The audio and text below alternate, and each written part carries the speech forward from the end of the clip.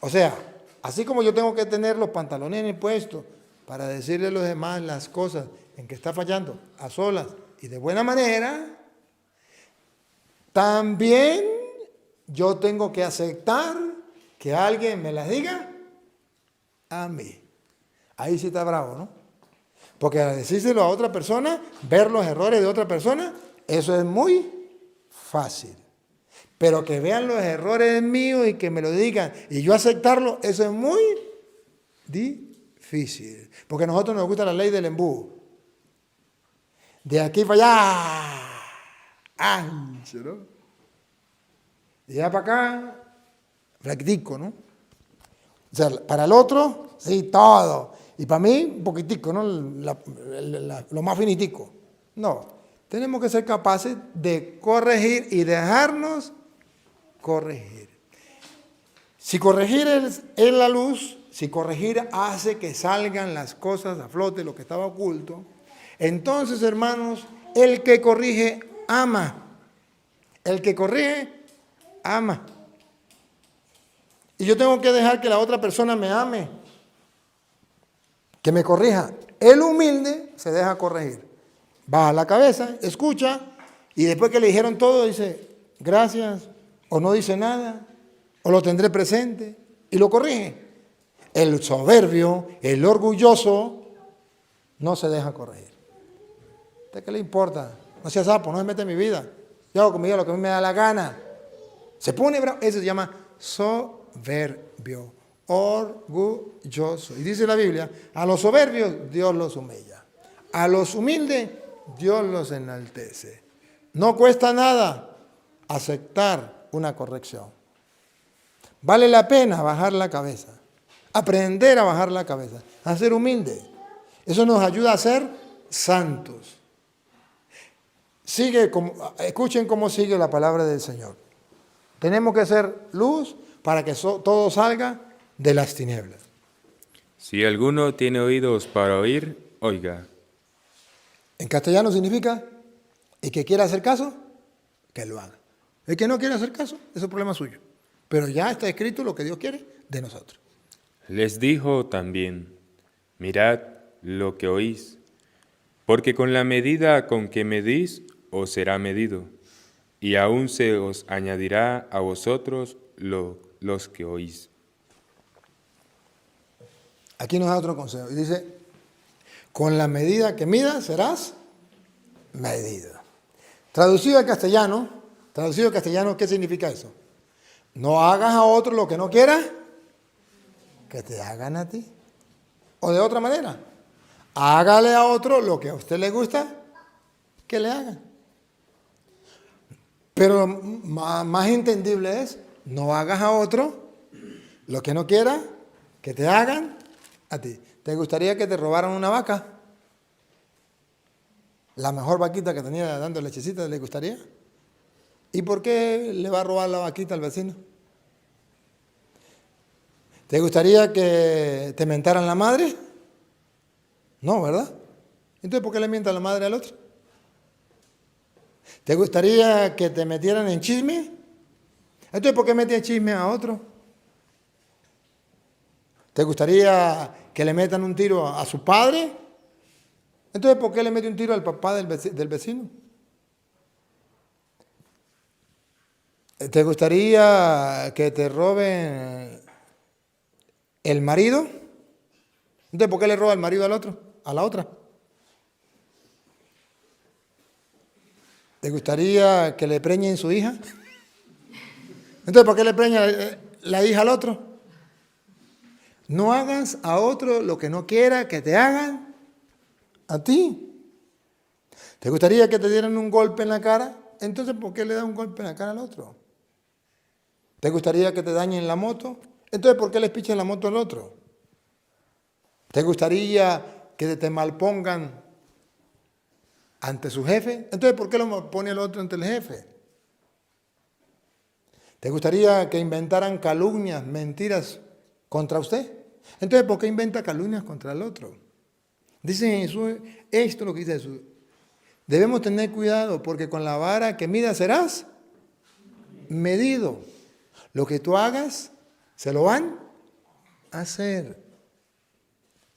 Esto nos ayuda a nosotros a tomar como norma, se llama la norma de oro de Jesucristo. Esta es la norma de oro. No hagas otro lo que no quiera que te hagan a ti. Es una ley de oro maravillosa, que si la tomáramos en cuenta, seríamos muy felices, muy felices.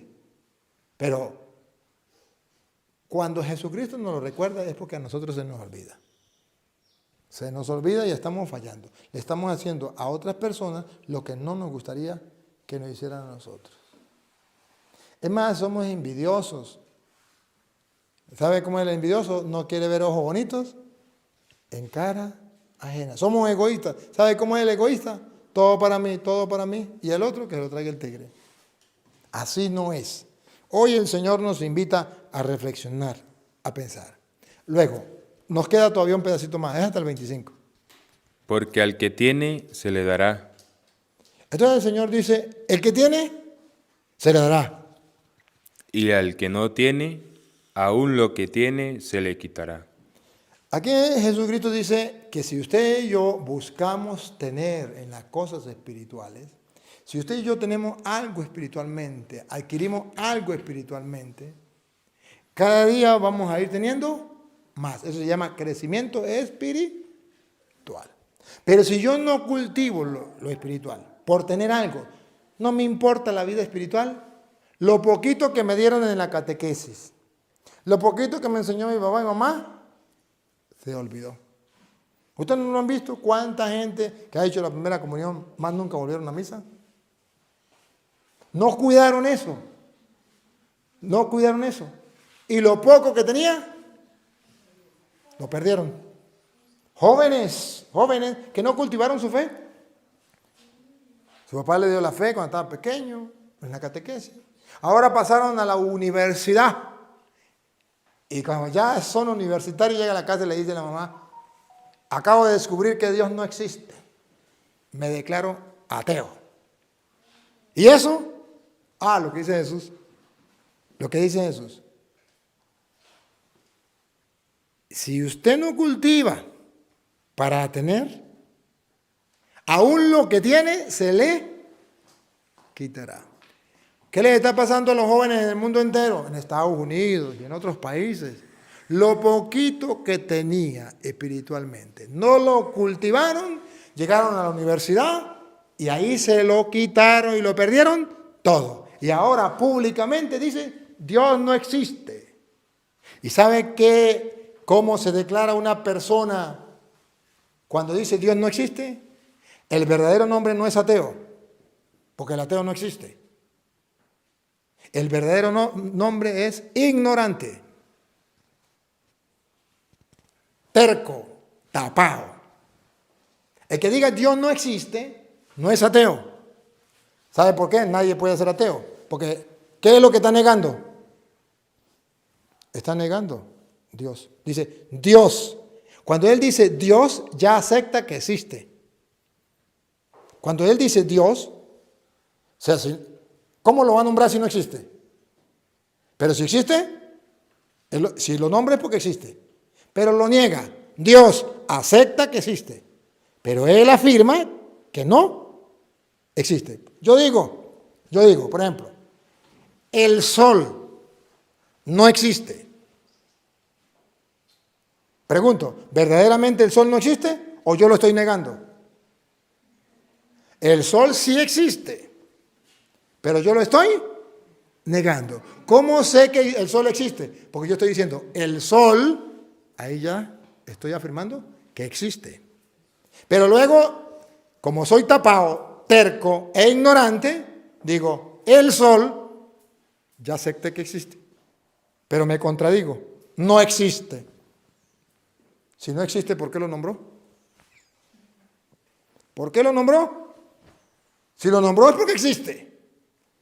La persona que dice Dios no existe, no es ateo, es terco, es ignorante, es testarudo.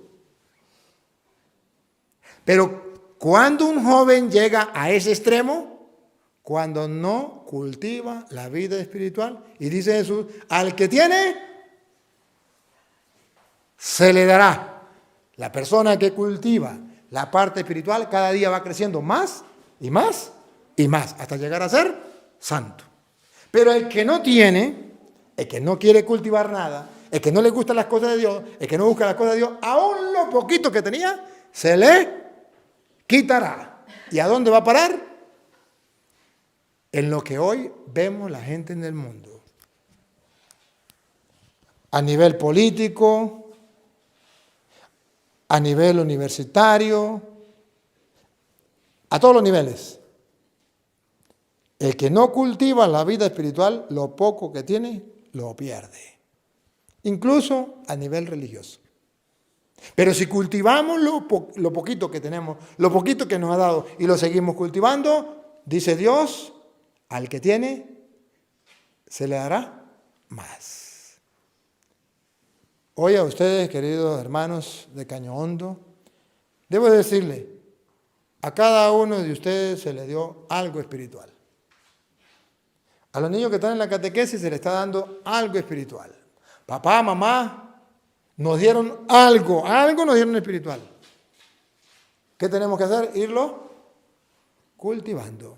¿Para qué? Para que se cumpla la palabra. ¿Qué dice? Al que tiene, se le dará más. Pero aquel que no tiene, aquel que ya no le importa nada, aquel que dice, ay, qué fastidio ir a la catequesis, ay, qué fastidio que ir a la misa, ay, qué fastidio leer la Biblia, ay, qué fastidio rezar el rosario, ay, no me hablen de Dios, no quiero. Lo poquito que tenía, se le acabó. Y se queda en el mundo sin Dios y sin nada. Se le quita. Igualmente el católico que no cultiva su fe, que no sabe lo que cree, que no va a misa, que no se confiesa, no hace obras de caridad, no va a un retiro, no reza el rosario, no hace oración. ¿A dónde va a parar? Evangélico. En los brujos. Confundido totalmente, que no sabe si es chicha o limonada. Dígame, ¿de dónde han salido los protestantes? De aquellos católicos que no han cultivado su fe y se le han robado todo lo que tenían. Todo lo que tenía para la salvación se lo robaron. Y ahora andan diciendo tonterías por allí. No nos dejemos robar las cosas espirituales que el Señor nos ha dado. Busquémosla, cultivémosla, y por eso estoy aquí tratando de alimentarles a ustedes espiritualmente, tratarles de darle lo que Dios pide. Y en son